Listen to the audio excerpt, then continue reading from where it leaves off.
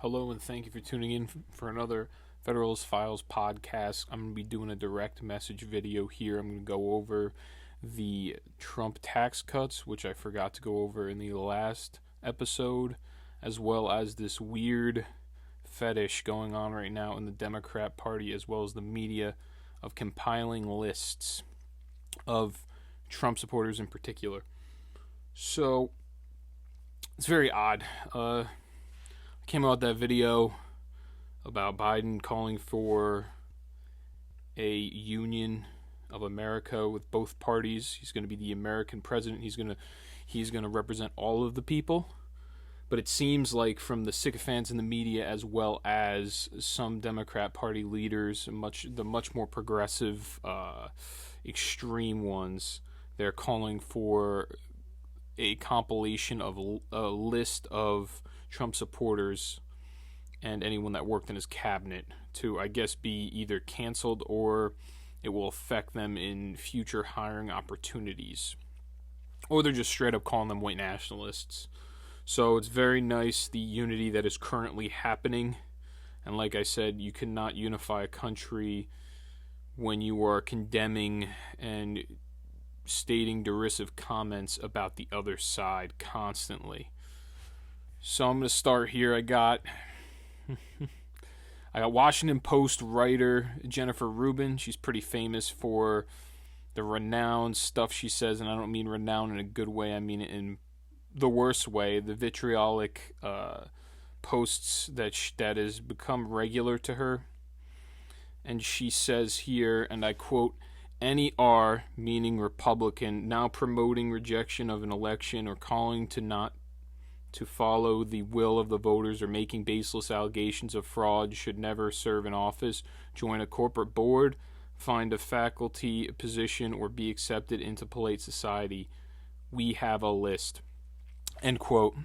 So there's a very, very rather marvelous person there, and I have another one from our prominent Congresswoman Alexandria Ocasio-Cortez, and I quote, "Is anyone archiving these Trump sycophants for when they try to downplay or deny their complicity in the future?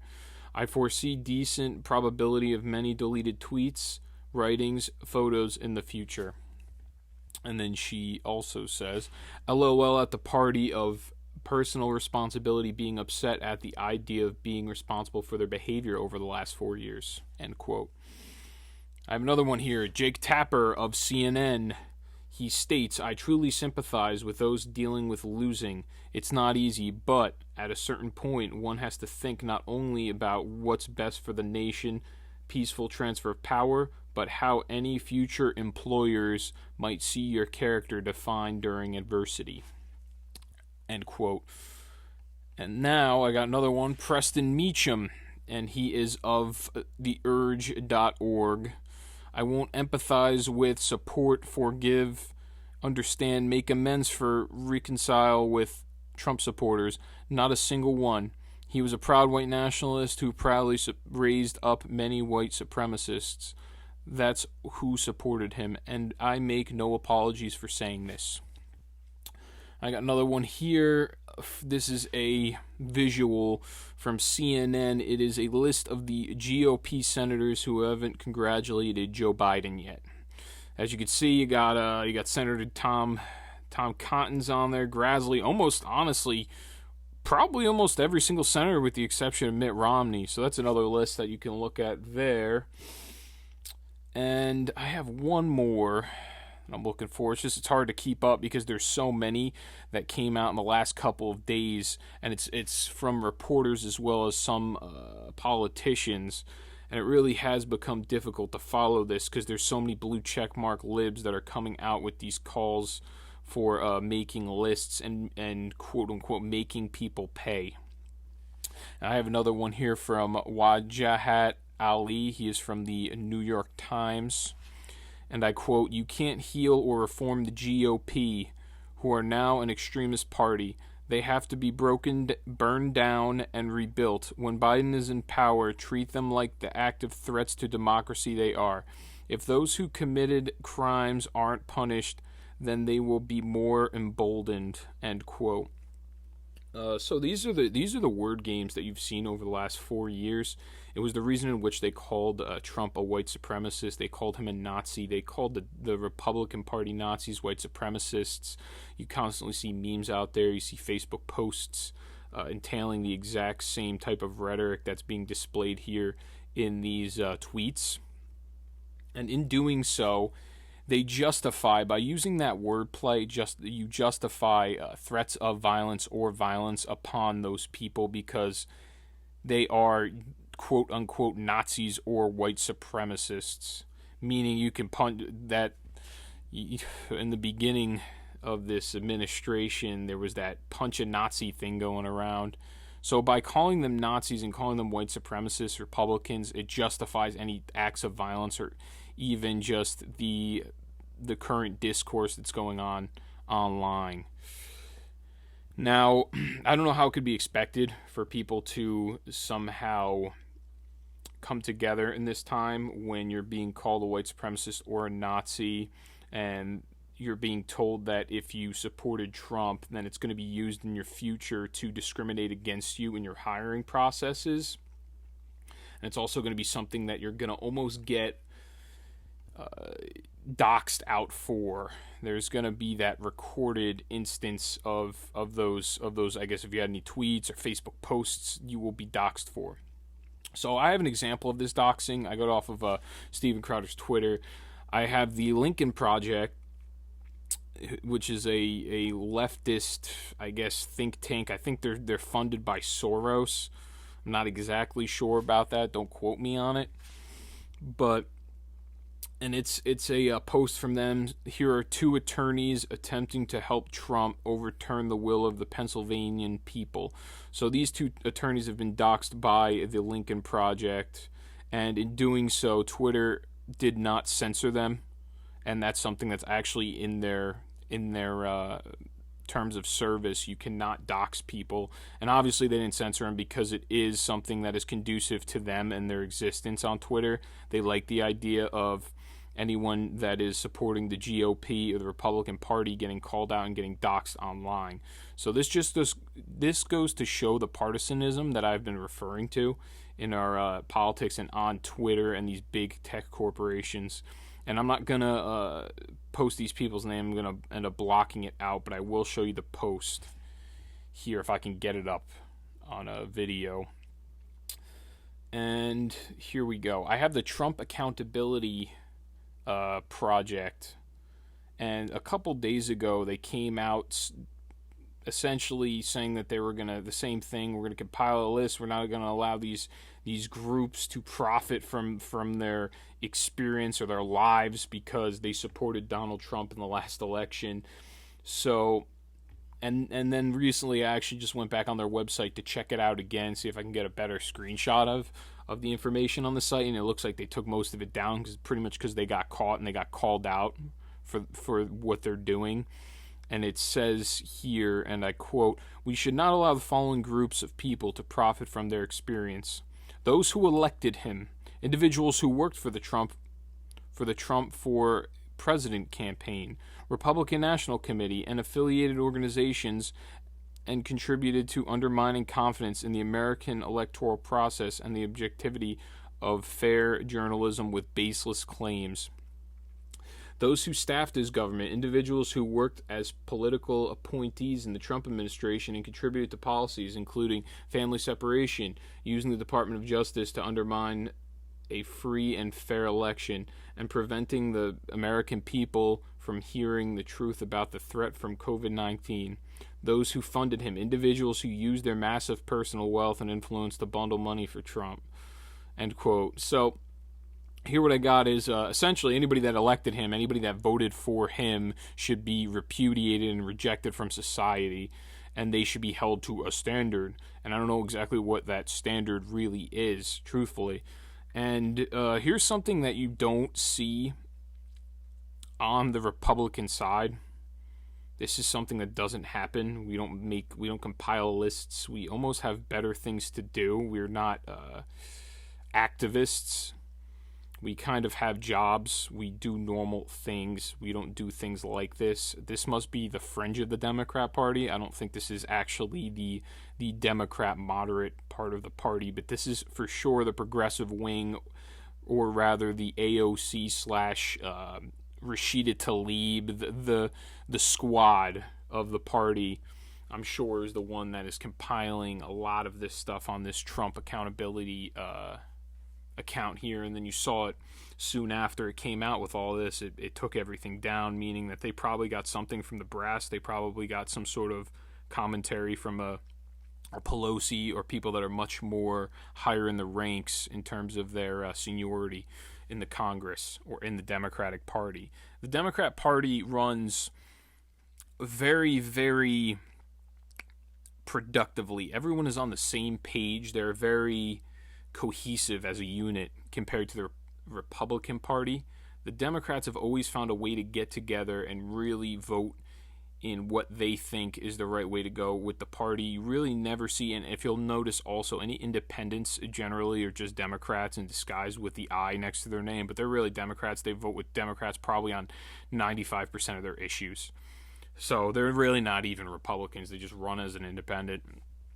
And you'll notice here is there's a lot of infighting that goes on in the Republican Party. There's a lot of factions in the Republican Party because on the right side of the political aisle, there's really a lot of variety.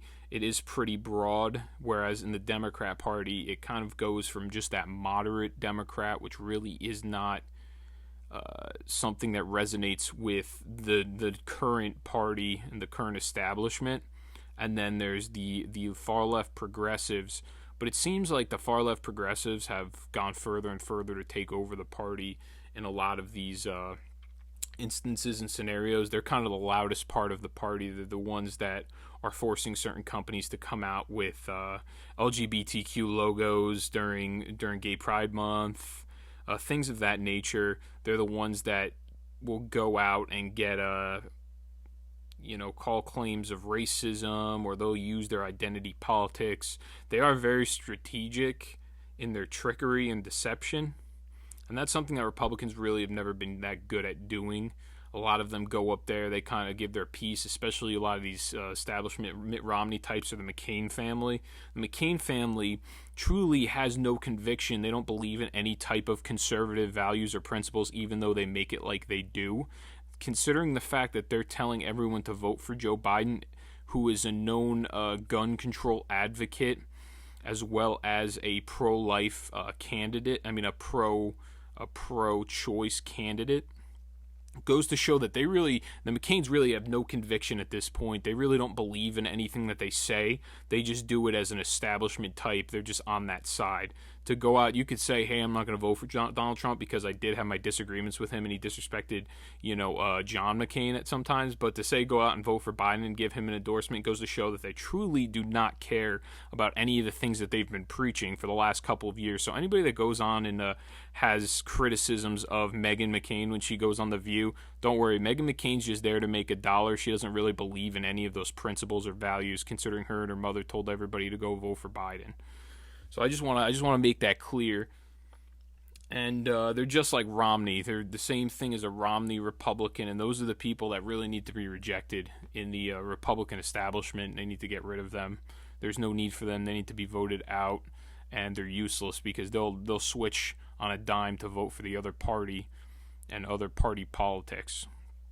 So I'm going to go into now, like I said in my episode last time, I just don't know how America is going to unite behind a party currently that rejects people that are from the other side and are calling for their cancellation and calling for them not to get jobs and have their employment affected and their personal wallet affected if they think differently than them. Now that's affecting somebody's monetary situation, whether or not they can bring home food to their family and support their family, is something that should go past politics, but it's not going to, especially in today's day and age, because everything is so divisive right now. It is, and Trump is like such a polarizing figure for them. So right now the message has been, and I just saw Hillary Clinton today on TV. They're saying she might get a position in the Biden administration if he becomes the president. And she's saying, oh, after all these years and America had all these issues, we have to rebuild the country. And then I see Biden tweeted, I told everyone, or he said it or he tweeted it. I think it was a tweet, which is it's tremendous. This tweet is so tremendous. I love the fact that it's on Twitter and he tweeted it out, or his team, his handlers that are behind him tweeted it and they put it out. It's just such a good representation of the interventionist establishment and really what they are all about. He tweeted something of the effect, and I will be putting the picture in this video as long as it hasn't been taken down. He said, I called all the world leaders and I want to let them all know we're back in the game. What does that even mean? We're back in the game. What's that supposed to mean? What are you guys doing on the side to us, all Americans? What do you mean you're back in the game? What happened before? What were we doing before that was so bad? I just don't get it. I don't understand it. I would think that after all the years, it's so weird because at first you had a lot of Republicans and Democrats were actually agreeing on this, the non-interventionalist system, a much more isolationist approach that was appealing to the regular voter and citizen. This was something that seemed like in 2016 could be agreed upon, but it hasn't been now that Trump went ahead and he did it, and there was not a heavy interventionalist leaning in this last presidential administration. Now suddenly that is to be rejected, and we should promulgate the idea of interventionalism, and we should get back in the Iran deal, and we should hand them money and let them build WMDs. It's just very odd, and I don't really understand it, and I don't know if it's just from straight up trickery from the media, making us feel like we should be jumping on to other countries and we should be, making them stronger instead of making America stronger. But that's one thing that I've always said is, we should be looking out for our own. We should be looking out for our veterans more than we should be looking out for other countries and their citizens. That should be a secondary. Rather, we should be worried about our primary should be us, the people of America. So next I'm going to go on to the Trump tax cuts. So I have a report here, if I can find it, and it is from Breitbart. I'm going to give this report before I let you know how the tax cuts work and the idea. And you know what? I'm going to go over this first. I'm going to address this issue with the Biden. This has been heavily criticized. People fight back and forth, and I'm going to give you the fact of the matter instead of sit here and play the political games with stupid rhetorical questions. But in the last debate, I'm talking about getting rid of the Trump tax cuts. In doing so, that was a middle-class tax cut. It was also a corporation tax cut. The corporation tax cut was permanent. The middle class, just the tax cut across the board for individual taxpayers was lasting until 2024. So if Trump would have went through another administration after this one, he went through a second term, it would end at the very end of his second term. Now, they're saying, we're going to get rid of the tax cut, the Trump tax cut, but we're not going to get rid of the tax cut for the individual payers. We're going to get rid of the tax cut just for the upper class. We're going to make them pay more money. I don't exactly remember I think it was over 400,000. We're going to make them pay this much. I don't remember the exact percentage. I just want to clarify here. You cannot pick and choose what a tax cut is. If you want to pass something through the legislature, if you want to get the House of Representatives and the Senate in agreement with a tax cut plan, you would have to rewrite the entire plan. You can't just come through with the idea, hey, we're going to have a mandate that just raises 400,000. No, you need to do an entire overhaul of the tax plan once again. That's why when Trump was saying if you're going to repeal the Trump tax cuts, you're going to get rid of the tax cut for everybody. You can't just pick and choose what you want and don't want in the tax cut. That's not how it works. You can't just pull it out by some sort of executive order or executive power, which is very odd to me. Everyone thinks the president could do whatever the heck they want. Same thing with the governors of these individual states that are doing these shutdowns right now, especially in New York. What they shut down in New York, 10 p.m. now. You can't go out to eat. Governor Cuomo just enacted that one through an executive order. So my question to Governor Cuomo is, you're telling me that COVID-19 somehow is such a smart virus that it only comes out after 10 o'clock every single night? Is that the point? What's the point in that executive order. So what, you can eat any other time of the day? You're just saying it's just an arbitrary order. That's what it is. But I digress. So this Breitbart article that I have here, and I quote, 82% of American middle-class households received a tax cut and received an average tax cut of $1,260. In Ohio, where CNN is hosting the debate, the average Ohioan received $1,476. 90% of Americans saw an increase in take-home pay. The tax cuts 3.3% raise wage growth by 3.3%. That's a weird typo. So, and helped foster historic lows in unemployment. The Trump tax cuts also doubled the child tax credit and expanded its eligibility, which greatly helps the American working class family, end quote. I think the original child tax credit or deduction was around $6,000. Now it's something like $12,000, or it was, no, I think it was $3,000, then it went up to $6,000. So each child you have the deduction on your tax credit, $6,000. So they doubled that. It was $3,000 before, and then the tax cuts, like they said here, not only did people see an average tax cut in a middle class household of $1,260, but they also saw a 3.3% wage growth, which you can attribute that to the corporate tax cut. That's where that probably came from. More money to spend on employees, more money to hire more employees to grow and flourish the business faster. That's really what the idea of those tax cuts were. I think it was called the Tax Cut and Jobs Program Act or something like that in 2017.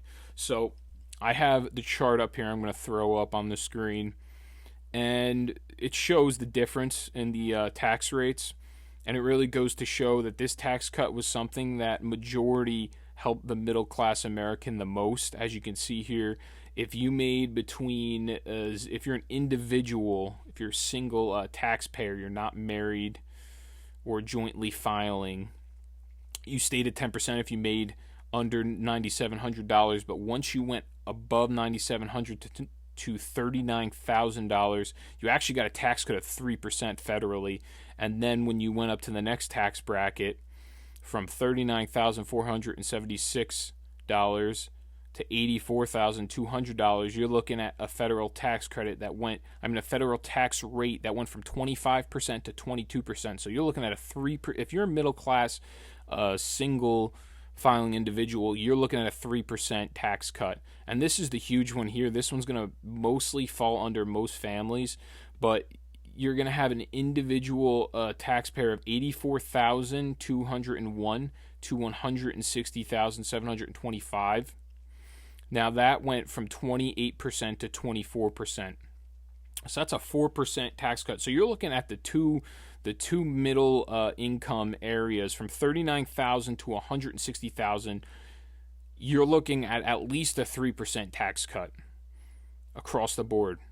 And then, these numbers, if you're jointly filing, they're just really multiplied into 2. It's essentially the same thing, just multiply it into 2. But now if you make $160,000 as an individual, $160,726 to $204,100, you're going from 33 to 32% on the federal income tax rate. So it was a 1% cut you saw.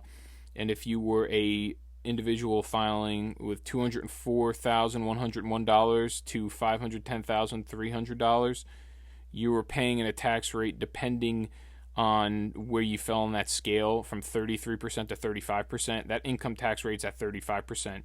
So they really did not see a tax cut at all, those individuals. And anyone making more than $510,300, they went from 39.6% to 37%. So they saw about a 2.5% tax cut. Now, that goes to show that the tax cut was really a middle class tax cut, even though it's been promoted as a tax cut for the rich because, I guess, of the corporate tax rates. I'm not really sure exactly, or it was because a very heavy, a majority of wealth that's owned in this country is owned by a 1% or a 10% of the population. And because that money is so heavily dispersed in that one area, they were seeing a heavier tax cut. They were seeing more money. they really weren't seeing percentage-wise a bigger tax cut. But if you have 1% of the country owning, let's say, 20% of the wealth, even if you give them like a 2% tax cut, it's going to be an astronomical number that's higher than, the average working class family. But here's my view, and it's going to be a very unpopular view. I'm sure there's a lot of people that aren't going to be happy with it. But my view of the federal tax plan should be a universal. It should be the same tax rate for everybody federally. It should be a federal income tax. If you're going to do a federal income tax, I'm not even a big fan of the federal income tax to begin with, just because it's become so exorbitant. The percentages have become way too much comparatively to what it used to be years ago, when it was something like 3 or 4% in the early, I think it was the early 1900s, or in the mid 1900s. I think it was once they passed it in 1914, it was around like 3 or 4%. And then in the 1800s, they had it really low too. It was like 3 or 4%. And then it was weird right before Reagan, they boosted it up big time. It was like 70% if you were in this high tax column. If you were at 510,000 or more, something like that, it was something like a 70% income tax, which is just so astronomical. No one's going to want to pay that. They found that the effective tax rate when it was that high was really 32%, because people would just hire lawyers and accountants and they would figure out how to dodge all the taxes. So my personal view is, I don't know what the number needs to be, but there should be just a flat tax rate. It shouldn't be a 10%, 12%, 22%. It just goes up incrementally, because to me that's not really a fair or equitable system. That is not treating everyone the same way. That is not, we are all created equally. That isn't the same system. There's nothing equal about making somebody else pay more as a percentage than another person. So that's my personal view there. And I think that's going to be it. I'm trying to think. I had something else I wanted to talk about, but I can't really remember it now. But yeah, that's going to be it for this one. Please like, share, subscribe. If you have any comments, comment. I've been getting one person just keeps commenting on my YouTube video. I have a feeling I know who it is. Hello, how you doing? I haven't seen you in a couple of years. I appreciate you commenting on my videos. And drop the mic. Make sure you guys drop the mic on anybody you know. Let them know I have a podcast, and it's about politics as well as the Federalist Papers. I actually like doing the Federalist Papers podcasts more. This I can riff a little bit. I can just kind of go off and digress. But I do like doing the Federalist Paper podcast the most, but it seems like it does not resonate with the viewers. They do not like listening to it, and it is actually sad. It goes to show how partisan our politics are right now and how divisive they are, because people would much rather hear me sit here and go off on rants about politicians and politics rather than listen to some of our founding principles. Just because I don't even know, maybe they get enraged by me talking about politics. I'm not exactly sure. But yeah, please like, share, subscribe. Drop the mic on anyone that you know. And I'm going to see you on Monday with my next one. It's going to be Federalist number 7. Should be interesting. Thank you, and have a good weekend. His truth is marching on.